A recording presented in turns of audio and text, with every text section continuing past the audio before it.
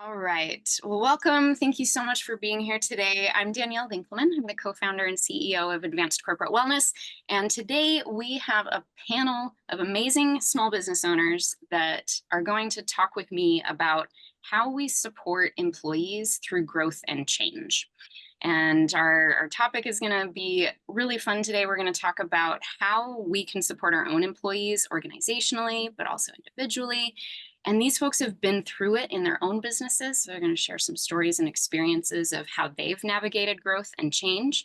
And I also want you to know what each of them does in their business, because when we are navigating growth and change as a small business, if you have the right people doing the right work, often it requires you to outsource that. And all of these folks do amazing things with their teams and their companies to facilitate that. And from my angle as an employee wellness specialist and consultant and the coaching programs that we make available inside of businesses, we want you to be doing the right things strategically on the organizational side so that me and my team can come in and support your staff on the individual side. And it's folks like these that can really help you do that. So I'd love to get us started by just going around the room and introducing yourself and your business. And then we'll dive into our discussion. Let's go Agnes, and then Jeremy, and then Cindy, and then Ted. Thank you, Danielle. It's really great to be here. What a fun group that you've pulled together. I really appreciate the opportunity.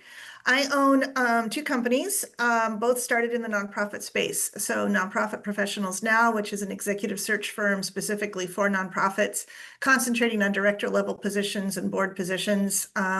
Most of our work is Oregon and Washington, but we can do national. And as people go remote, we sometimes get requests for that. And to your point about taking care of our employees, last year we rolled off our flexible staffing company into its own company, A to Z Staffing, to better serve the temporary folks that we have on those roles. They do interim, fractional, and temporary roles in nonprofits and mostly B Corps or small consulting firms.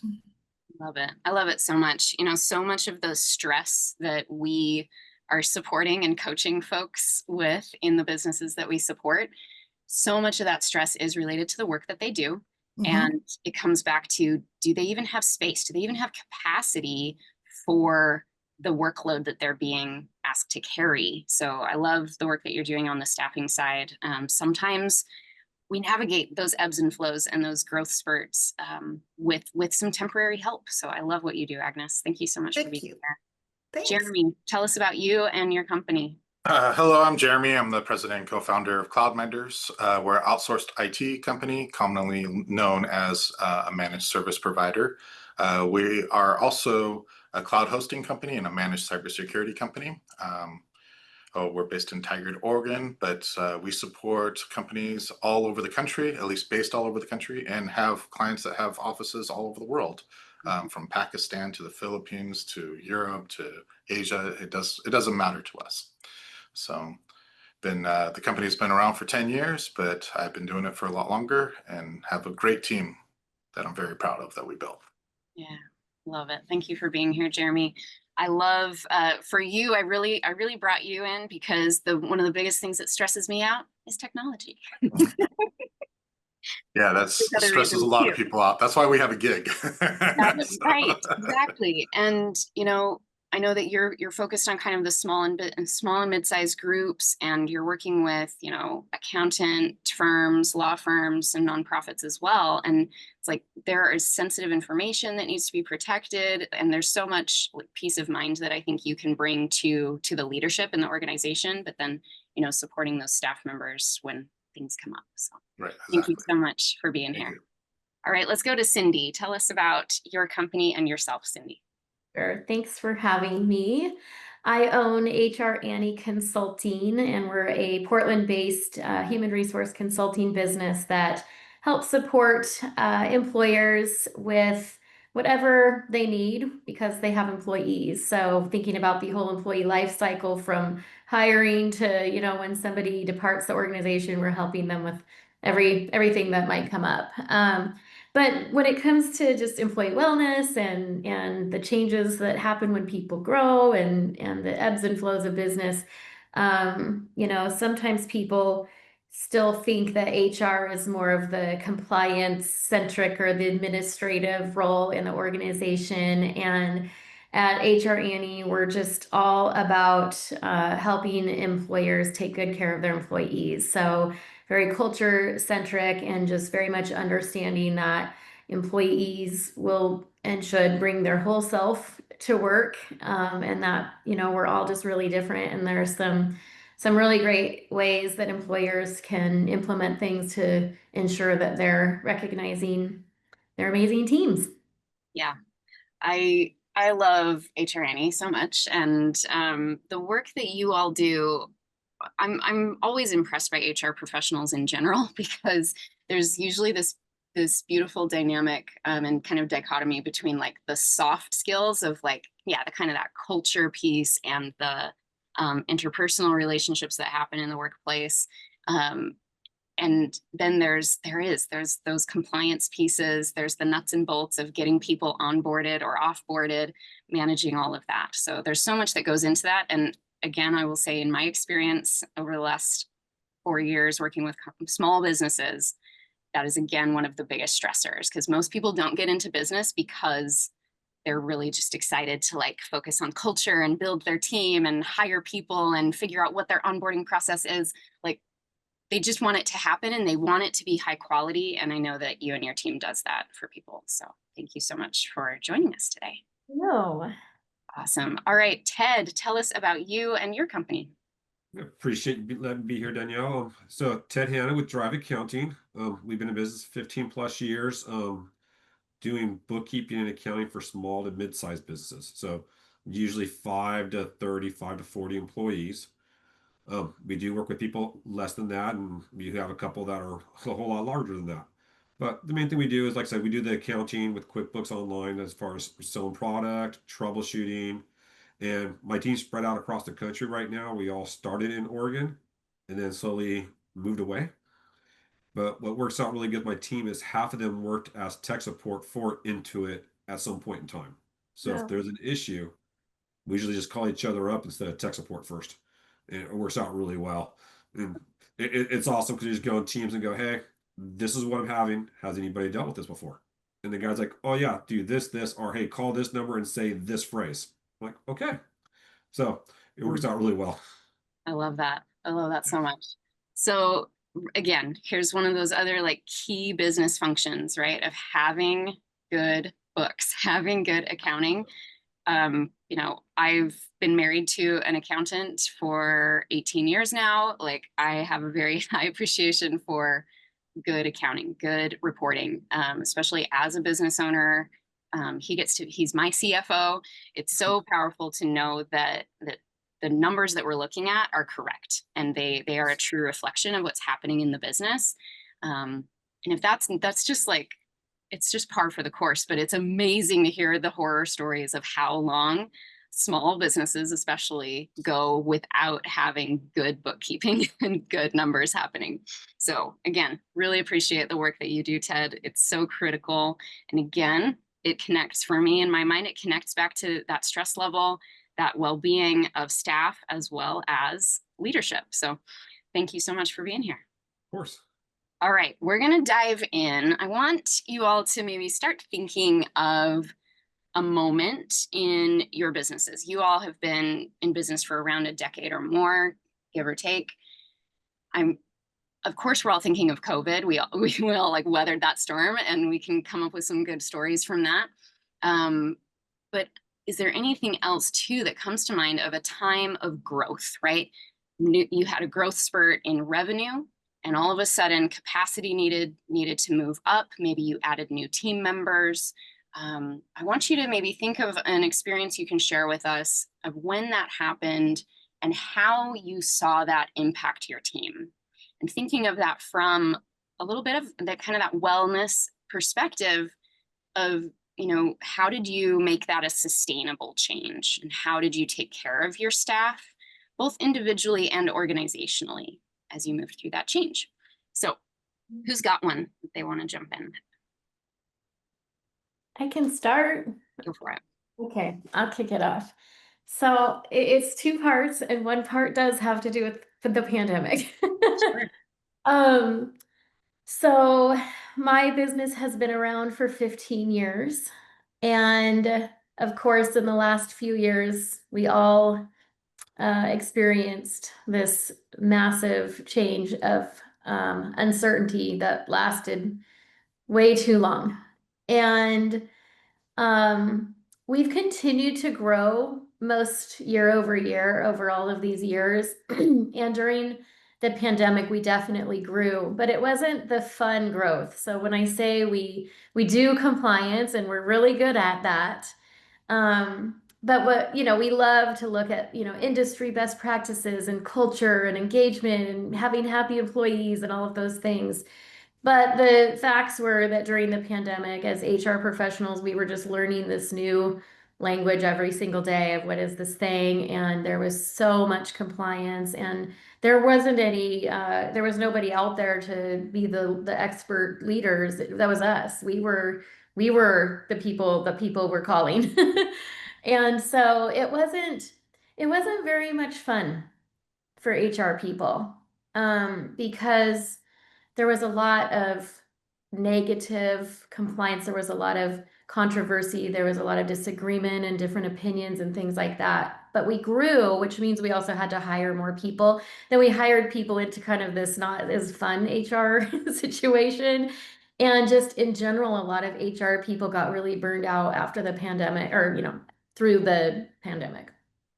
And so, after we got through that really reactive, responsive part of the pandemic, then we got to start working on those fun things again, in our own company and with our clients. And we continued to grow, and we lost a couple of key people. So then there was this other change. So just when we were about to catch our breath and get to do the fun parts of our jobs, we lost a couple of key people, and my team, especially the consulting team, was very overextended. And we just continued to get more clients, and we continued to try to say yes to everything. And as the owner, I realized that the growth and the increased revenue and this increased understanding of HR and all these new amazing clients that we could get to work with wasn't worth the toll that it was taking on my team, that they were, not quite burned out, but they were fatigued. And so I had to kind of stop and recognize that. And so for the first time, we went on a wait list. And it was so hard to tell people we're going to go on a wait list. But you know what? We would say we're going to be on a wait list for 2 to 3 months. And the client would go, okay, put me on the wait list. And I was like, what? Oh my gosh, I've tried to avoid this for, 6, 7, 8, 9 months because I felt so bad that maybe they would go somewhere else. And they just said, okay. And so we developed this wait list. It was kind of like a virtual waiting room. And we told people, this is what we can do for you. But we can't jump into full HR, consulting until, we catch up. And I think the team really respected that. They needed that time to regroup and re-energize and catch their breath. And then they were able, it seems so obvious, but when they were in a better headspace, when they were feeling recognized, when they were feeling like, we acknowledged that their job had been really hard and now it's still hard, they did better work. That is a powerful story. And I have a couple things that I want to highlight that you shared, and I have a couple questions. If anyone else in the room has questions, feel free to jump in too, because I think we can learn a lot from each other. So I think the really cool thing that I'm hearing from what you shared, Cindy, is that idea of maybe not fun growth. And I wonder if all of us can kind of resonate with that and understand what that means, right? There are times that maybe we're taking on clients that aren't the best fit, and maybe it's not what we're equipped for. But then what I'm also hearing is that you were recognizing that, whoa, we've just gone through this season of incredibly high and sudden demand on the capacity of your team. And what I'm impressed by, Cindy, is that you didn't look at that and go, well, we've got all these clients that want to come on. I'll just hire more people. Like, I'll just increase our capacity so that we can keep saying yes. You, and I know you well, so this doesn't surprise me, that you were very clued into how that would have impacted morale. Like, there was this focus on the sustainability of the workforce, the team that you had. So I just have an incredible amount of respect for that. And because I think those are hard. It sounds like that was a really hard decision to make. It's a careful decision when you're growing like that. And the answer could be that you hire another person. And the risk is that when your current team that you're going to depend on for onboarding and training and oriented somebody to our company, that's just adding another responsibility on them. And then that new person isn't going to get the quality onboarding experience. And that loyalty with a new employee, it's crucial in the first 90 days to 6 months. So if they don't have a good experience, then you're just the revolving door of hiring. We had to pause. Yeah.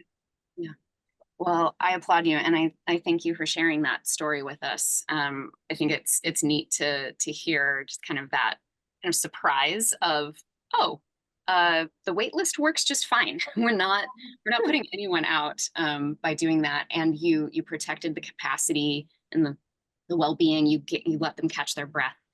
So that you could continue to sustain not only the quality of the work you were doing and delivering, which is a huge aspect of the sustainability of our businesses, right? That we're really delivering that quality product or service, but retaining that team is always optimal to letting them burn out and having to start over. So thank you so much for sharing. Yeah, I just want to iterate on that. It's a lot of companies will grow out of business. Do you understand what so they'll grow so fast that they put themselves out of business because they aren't doing the things of training their people or onboarding, right? Or things like that. So they're not able to handle the customers that are coming in and not doing the same things and not having the same culture as they had before. So that was very smart move on your part. So that's my question. Cindy, did you learn that the hard way, or did you come up with that initially? Because I learned it the hard way. Yeah, Because we kept saying yes to everything, and then we started falling on the face because we couldn't deliver. So we had to stop. Ted, I'm with you. I learned it the hard way too. Right. And then during the pandemic, then we're like, okay, cool. Hey, we have a 3-month wait list, 4-month wait list. If you're okay waiting, we can help you. I'm like, yeah, I'll wait. I'm like, oh, it's okay. The glory of like some of you working with multiple different organizations over the years is that I didn't learn the hard way, but I saw other people learn the hard way. Perfect. And then the second part is that because I'm an HR company and we take such a big responsibility for helping people provide great workplaces, I want to be able to tell our clients, hey, time out. You know what? This is possible. You can do it like this and you'll be okay. And I'm sure as we start to talk more about wellness and benefits, I mean, I'm trying to be kind of like the street of dreams home example of what you can do as an employer. So I don't want to screw it up. So I don't want to learn the hard way. I have learned other things the hard way. Right. Basically practice what you preach is what It's practice what we preach. It's also knowing your values, right? So much of what you do informs the values that you have, and you acted in alignment with those values. So I love that. Okay, so was there anything in Cindy's story that kind of kicks off who wants to share next? And I'm looking at the clock. We're going to try to still keep this to about 30 or 45 minutes. But I want each of you to share a significant story, and that might be what we do today. I'm really loving just kind of the nuggets that are coming out of this. Who would like to go next? Well, for me, my biggest thing was deciding that my business was not a lifestyle business anymore, and it was a growth business. Right. That was a huge transformation for me and the company, and realizing as we grow, and we've been in a very fortunate situation. We didn't put people on a wait list, but we're in a situation where we can tell people no, like that if they're not the right client for us, we just say, well, you're not a fit for us. And we have like a dating process almost for our clients, right? So we have like this system in place that works good.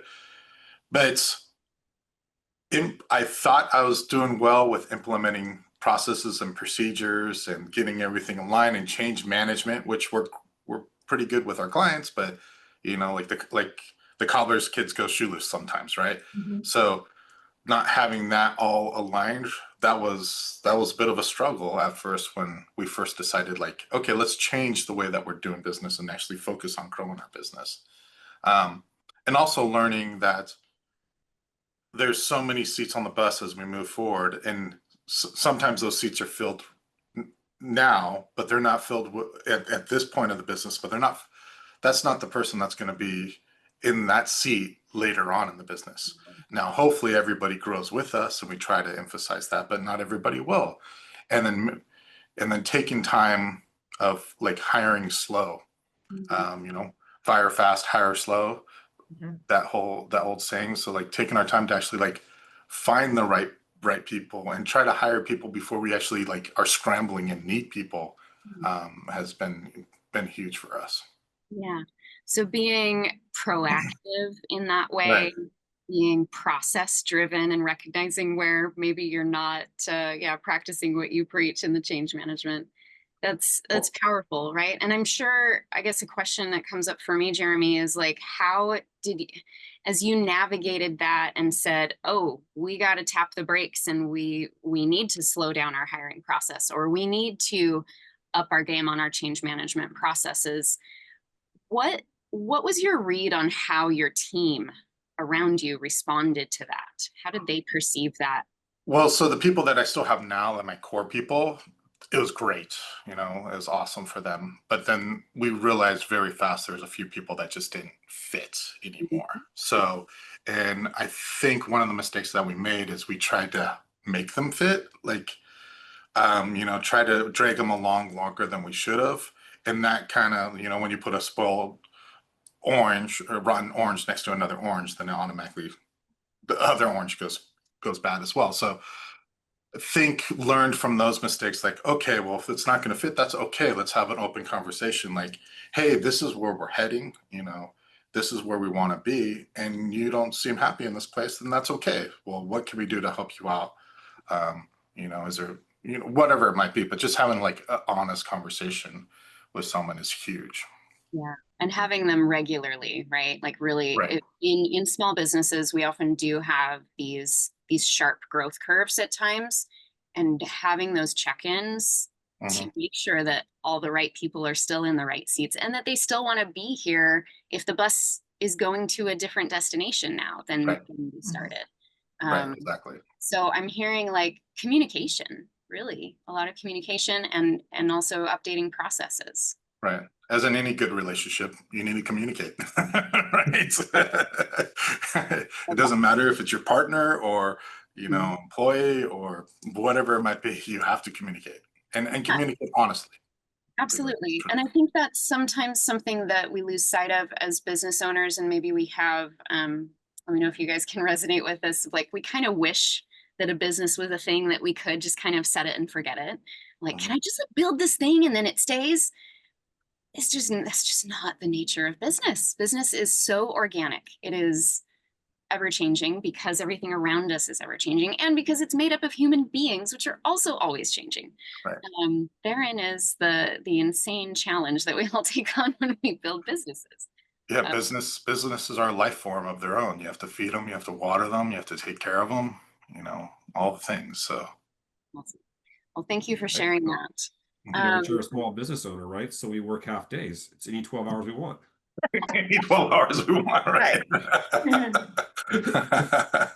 That's a conversation for another day. Yes. All right. Who wants to go next? Agnes or Ted? sharing Oh, a we're just talking about growth type stuff or employee benefits. So Yeah, so a time of change or growth, and how you noticed that impacting kind of well-being and capacity of your team, and how you navigated that. So when we were started this hiring with this current batch of employees that we have, who will probably be with us long term, we started hiring their friends and previous coworkers. So they were already vetted and they were already used to working together. And so that's how we end up roughly half our team being former, Intuit tech support. So so we hired them, but the hard conversation that came with that is, hey, I'm recommending my buddy Bob to the company. Like, cool, but you're his direct manager. So if Bob messes up, can you guys still be friends, or is that important to you? Because the thing that Eric and I did is we effectively dated for a year before I came on board with the team. And it was working a quarter time to make sure that we can mess up and hold each other accountable. And attack the action, not the person, which is hard. And it's very hard to do and to maintain that level of maturity in your business, because I messed up. So it's obviously me. It's like, well, no, you just didn't know. Here's how we do it in the future. And you have to be able to communicate with each other like that. And talking about communication, it's like with employees, they have, our team has to be able to communicate with us openly. Otherwise, you're going to get what I have with the former employee, where they hid something for 3 months and it was a much bigger issue than if they would have came to me in the beginning. Same token, I have an employee, she was trying to get into the vet. And the vet kept canceling. And finally, oh, I can take your animal at 11 o'clock on Thursday. And this was, 9 o'clock in the morning. And so, she came in hat in hand going, hey, I need to get in there to do this. I'm like, does anything have to be done at that time frame? No. Cool, go. I'll talk to you later. Because at least in accounting, there's only a couple deadlines that are actually set, and that's taxes and payroll. Everything else is self-inflicted. Right? And no one dies if I don't get the books done today. Now, I'll have to eat some crow if I committed to it today and that doesn't happen, but that's doable. We can handle that. But it's making sure the team knows, hey, I'm just burnt out right now and I got to take a break. Excellent. See you later. We had one employee who came in the morning. He said, hey, I'm going to take an early lunch, like around 10 or 11 in the morning. I'm like, okay, cool. He went out to his car to go sleep. And then he came back in at 3 o'clock in the afternoon when I woke him up. I'm like, hey, that's a whole different conversation, buddy. We're gonna have this conversation. This is different. If you would have came in and told me, hey, I'm exhausted today and I can't function, and I'm gonna go home and come back tomorrow, or can I go home? Cool, no problem. But this was a disappear. And it's like, and he didn't tell anybody where he's at. I'm like, I was asking the team, does anybody know where he's at? I'm like, no, go check his car. I'm like, okay. He's, in the backseat of his car sleeping.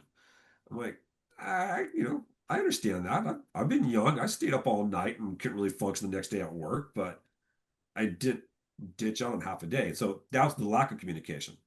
Then we have the other one that says, hey, I'm burnt out. I got a headache and I can't function. Or no, we had one, hey, it's a very sunny day outside and I'm going to go enjoy it. Does anything have to be done in that time frame? No. Awesome. I'll see you tomorrow. Enjoy your day. Yeah. And that's very important because, it gets routine in accounting. You're dealing with numbers, you're dealing at a screen, and sometimes there's not a lot of human interaction, right? And so if someone says, I need to take a break, okay. Now, if it's happening every day, it's a different conversation, right? But hey, it's been cloudy and rainy for 4 or 5 months, and we have a sun break. Cool. See you later. Have fun. Enjoy the weather. And they come back 2 hours later and working just fine. This is awesome, Ted. I mean, you've got so many great examples there of what I'm hearing is communication. But with that, it's you being willing to bring it up. It's you being willing to kind of not really call people out, but call the issue out, right?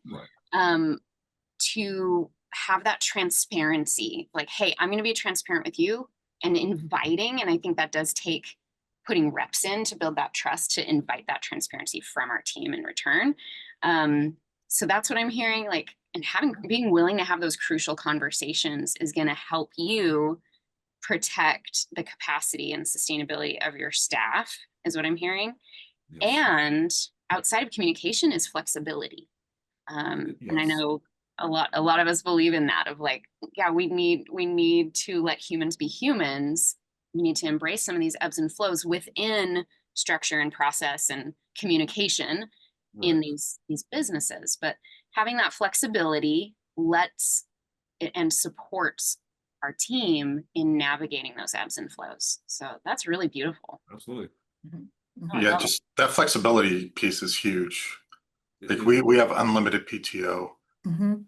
and that's like I don't want people to be stressed out to like have to go to the doctor's appointment or something like that, or need some time off, as long as it makes sense. But having some flexibility in that is a big piece.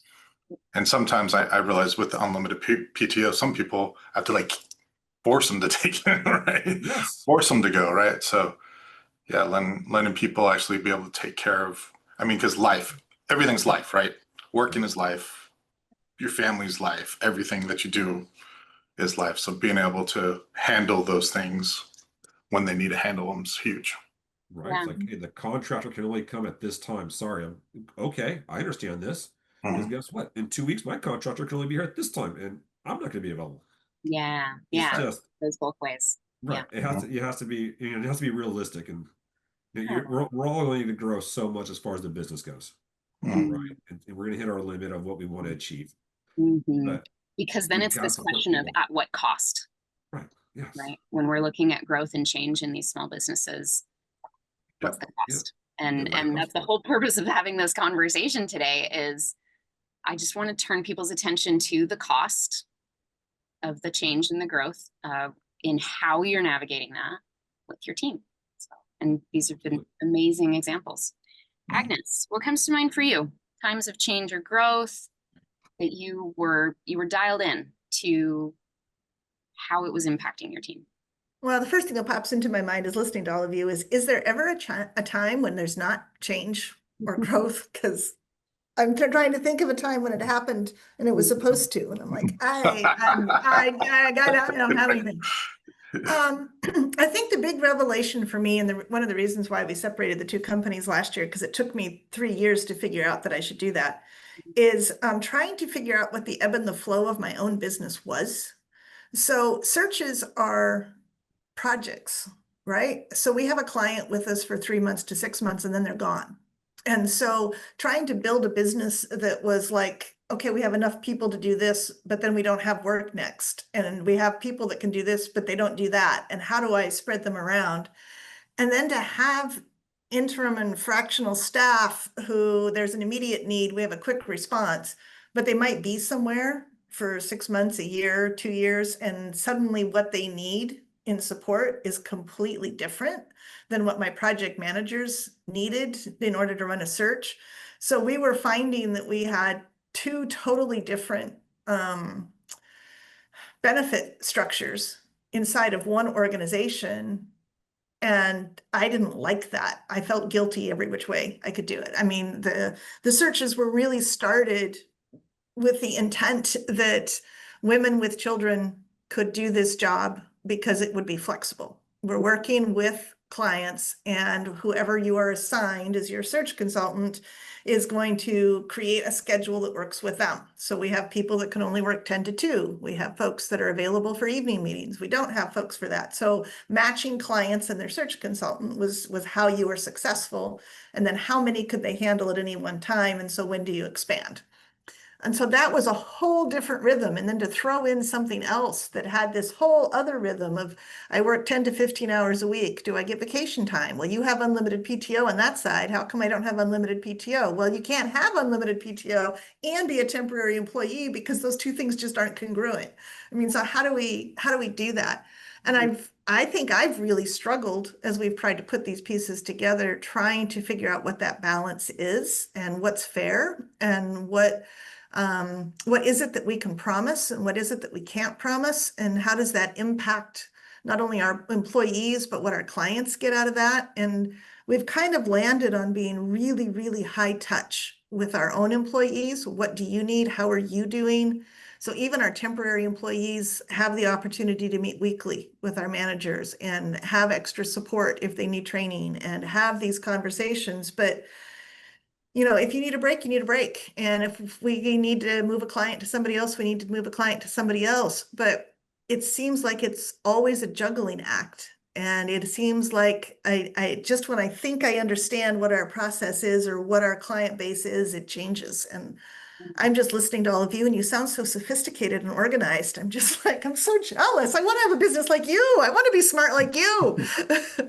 No, we just got knocked on the head more times. There's an email chain with Comes myself back and to, Eric. Oh God, sorry. sorry, go ahead, Ted. I was saying there's an email chain with myself and Eric for about 4 years, and every March, like the second or third week of March, the email says we have to do something different. This isn't working. Yep. It was for 4 years. And I said, you know, we keep having this conversation, search the email. There it is. So no, it's just we've already walked through that minefield, found those, and now we're in a new one. Yeah. Yeah, they never seem to go Right. away, do they? No, they don't. What I love about what you shared though, and there is such wisdom there, Agnes. So I want you to see your own smartness that Yes. that there is, like, I kind of hear you kind of saying you're stepping back and you're observing and you're asking, like, what are the rhythms? What are the cycles? What are the seasons? And every business has those on multiple levels, right? Depending on, yeah, which market segment that offering is for, or whatever it be with the employees and what's going on with them. So just that practice, that is a strategy, right? To say, I'm going to be stepping back and asking myself, what cycles am I seeing? And that takes a lot of patience, because cycles take time to play out. You need multiple reps to be able to, like, see the patterns over time. There's a lot of patience and wisdom that has to come with that. So you saw it on the wall, you had to split it out. Yeah, it is kind of fascinating, because I think we talk a lot. I would imagine all of you talk to other organizations as well, and we talk about the life cycle of a business and where we are in that life cycle. And so it seems like it should be something that you could more easily identify in your own organization. And so then you're saying, oh, well, so I'll be prepared because we're going to be moving into this life cycle. Yeah, whatever. I mean, it is. It's a life cycle. It's about the life cycle of the business as a whole, as much as we've got these searches. This is how much time they take. This is the nature of the work that is required. Like, getting that really crystal clear, and then matching your structure and your rhythms to the demand of the work that you're doing. Yeah. It feels like that is, it's serving you well, it's serving your team well. And it's always a moving target. Let's just acknowledge always a moving everything target. each of us is doing in our businesses right now is going to be different 3 months from now, 6 months from now. Maybe not everything, but something will be, right? Oh, yes. It's a moving target. So I want to help us tie a bow on this. I appreciate you all joining me for this conversation. We will have information in the video description for each of you and your businesses, so that folks can get in touch with you if they're like, oh yeah, I really need what they all do, which many businesses do. So I appreciate the work that each of you are doing. And you know, what I hear, and this is why we're friends and why you were invited, is that you all are doing a lot in culture and values and leadership, whether you realize it or not, to create an environment that prioritizes the well-being of your people. And so I appreciate you just sharing your stories, because you get to lead by example there for those that get to listen to this. So thank you all so much, and we'll do this again sometime.